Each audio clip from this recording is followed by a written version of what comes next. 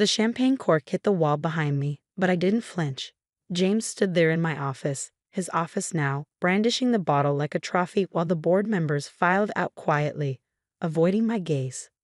"Don't take it personally, Emma," he said, pouring himself a glass. "It's just business. You understand, right?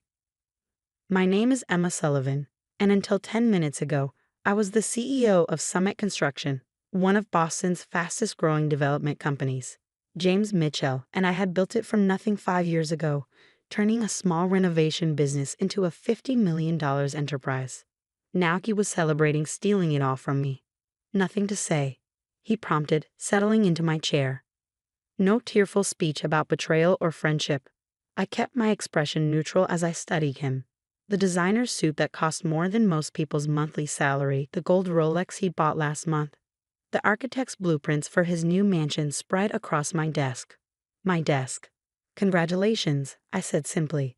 "I assume you want me out by the end of the day." He nodded, taking another sip of champagne. "HR will handle the paperwork. They'll make sure you're treated fairly." The pause before fairly said everything about what I could expect. "How generous," I replied, picking up my bag. "I'll clear out my office." James frowned slightly, thrown off by my calm demeanor. "That's it? No fighting? No threats to sue? Would it change anything?" "No," he laughed, leaning back in the chair. "The board's decision is unanimous. They agree the company needs stronger leadership, especially with the Riverside project coming up. You're too emotional, too attached to the small projects.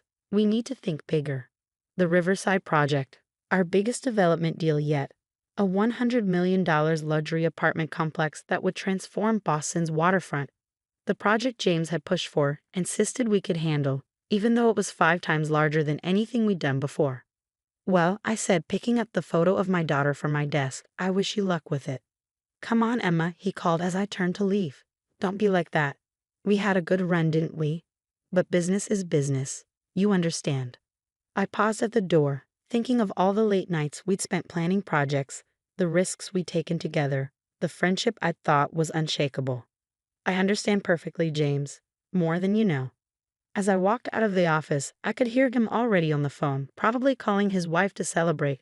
Moving money around to stop payment on the checks I knew he'd written for his new mansion wouldn't be the crisis he expected. Not when he thought he had the company's accounts firmly under his control. What he didn't know was that I'd discovered his secret offshore accounts 3 months ago, right after he'd started embezzling company funds to build his dream house.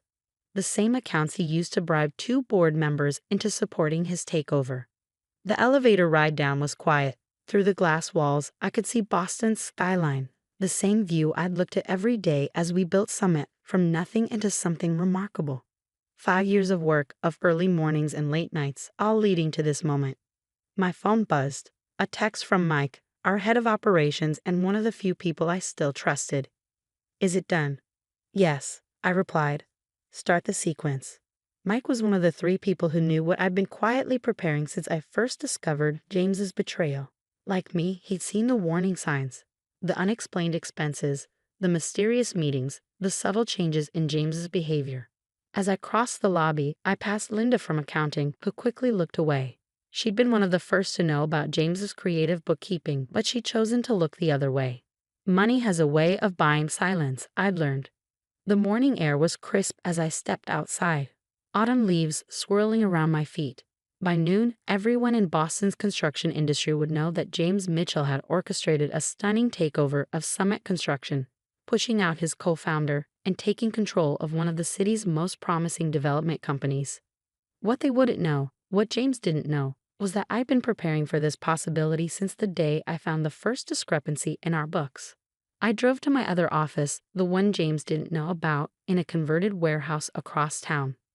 Mike was waiting for me, along with Sarah from legal and Tom from project management, my core team, the ones who'd stayed loyal.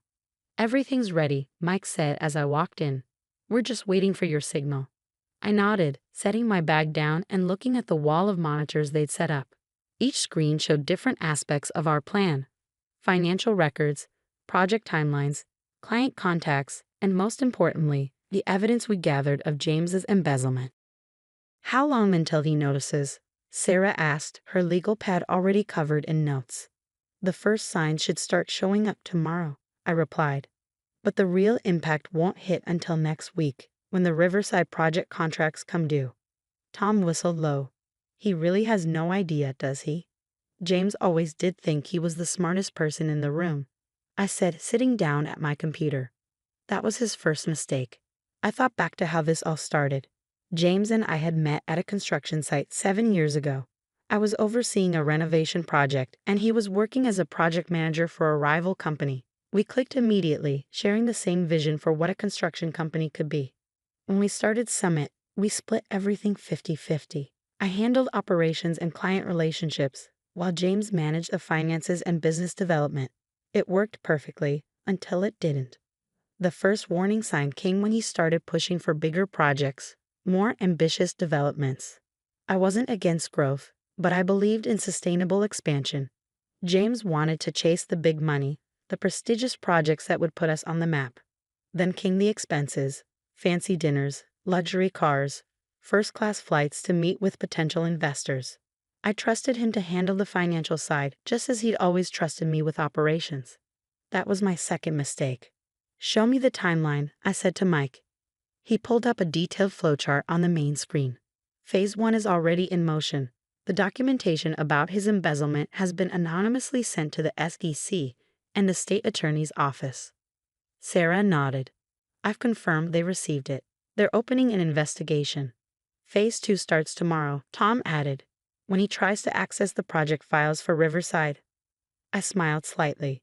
He'll find that all the permits, contractor agreements, and supplier contracts are locked up tighter than Fort Knox. What James didn't know was that I'd spent the last 3 months carefully transferring key aspects of our major projects to a separate system.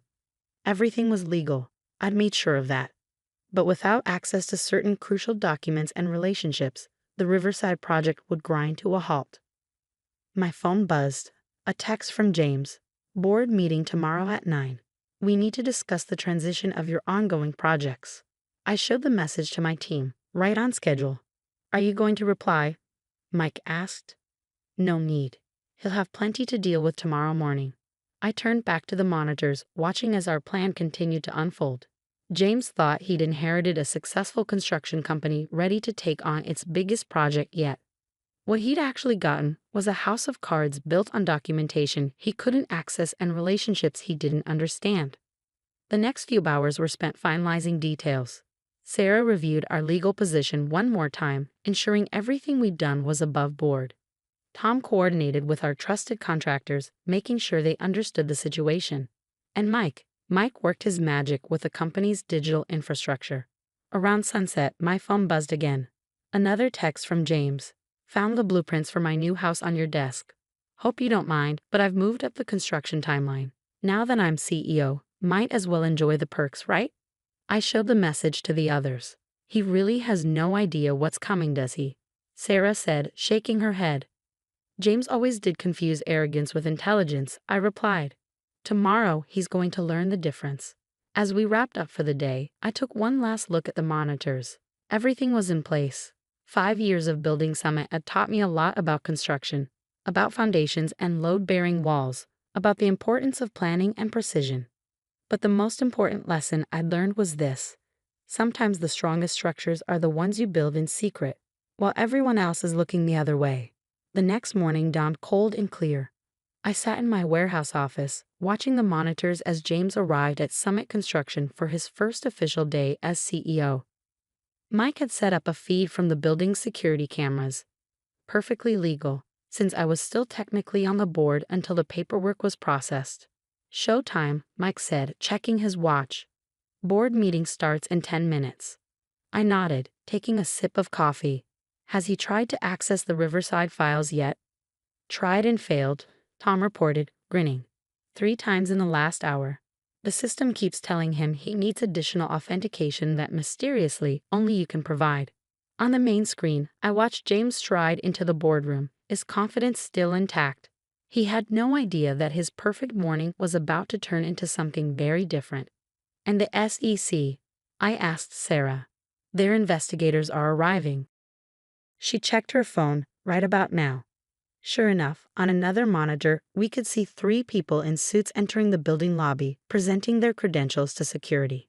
Volume up, I said to Mike, who adjusted the boardroom feed's audio. James's voice filled our office, excited to begin this new chapter for Summit Construction.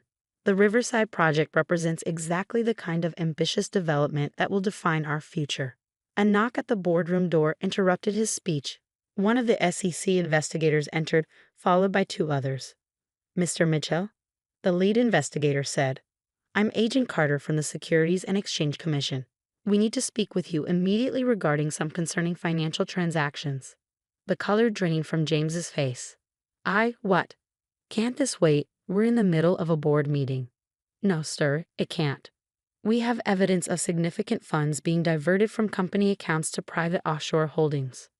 We'll need to see all financial records immediately. The boardroom erupted in confused murmurs. Harrison Webb, our board chairman, stood up. What is the meaning of this? Perhaps Mr. Mitchell would like to explain about the $3 million he transferred to accounts in the Cayman Islands, Agent Carter suggested, or the false documentation he provided to secure the Riverside project permits. James's confident posture crumbled. This is ridiculous. I don't know what you're talking about. Then you won't mind explaining these? The agent pulled out a thick folder, copies of all the documentation I'd gathered over the past 3 months. Someone's trying to frame me, James protested, but his voice had lost its usual authority. This is probably Emma's doing. She's angry about being voted out. Actually, Agent Carter replied, these records predate Ms. Sullivan's removal by several months. The timestamps and authentication codes are quite clear. While James sputtered excuses, my phone buzzed with a text from Linda in accounting. The SEC is here. They're asking about the offshore accounts. What should I do? I typed back, tell them everything you know. It's time for the truth to come out. Linda had been carrying the guilt of her silence for months. Now she had a chance to make it right. Mr. Mitchell, Agent Carter continued, we'll need you to come with us. And I should warn you, attempting to access or move any funds at this point would be inadvisable. James's face contorted with rage. This is impossible. I have everything under control. The Riverside project. About that, Tom murmured, pressing a key on his laptop. Right on cue, James's phone buzzed. He pulled it out, his hands shaking slightly as he read the message. No, he muttered. This can't be happening. What is it? Harrison Webb demanded. The Riverside permits, they're all locked. The contractor agreements, the supplier contracts. I can't access anything. Of course you can't, I whispered, watching from our remote office. Because you never bothered to learn how the company actually worked. The next hour was almost painful to watch. Almost. The SEC investigators combed through Summit's offices while James was escorted to their local headquarters for questioning. Board members huddled in groups, making frantic phone calls as news of the investigation spread. Around noon, my phone lit up with a call from Harrison Webb himself.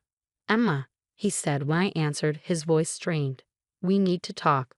About what, Harrison? The fact that you ignored my warnings about James's spending, or the fact that you took his bribe to vote me out?